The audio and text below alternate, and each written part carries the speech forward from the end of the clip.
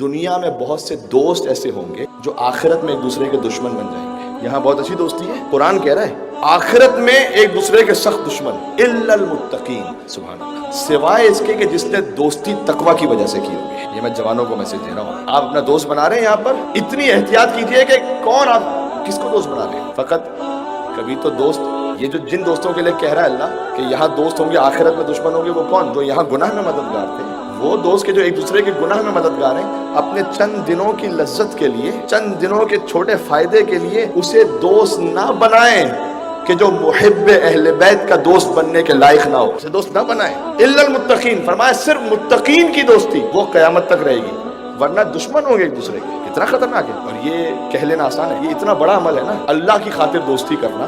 میں آپ سے بتاؤں ہزاروں نفلی نمازوں سے بہتر ہے، اس لیے کہ، اور یہ میں ماں باپ سے بھی کہہ رہا ہوں، جوانوں سے کہہ دیا، ماں باپ سے بھی کہہ رہا ہوں، اپنے بچوں کے بارے میں جہاں آپ باقی چیزوں پر نگاہ رکھتے ہیں، اس کو ضرور دیکھیں کہ آپ کے بچے کی دوستی کس کے ساتھ ہے۔ بہت تجربے کی بات بتا رہا ہوں، ہو سکتا ہے آپ کی 10-15 سال کی محنت اور تربیت وہ اکارت ہو جائے اس کے 1-2 غلط دوستوں کی وجہ سے۔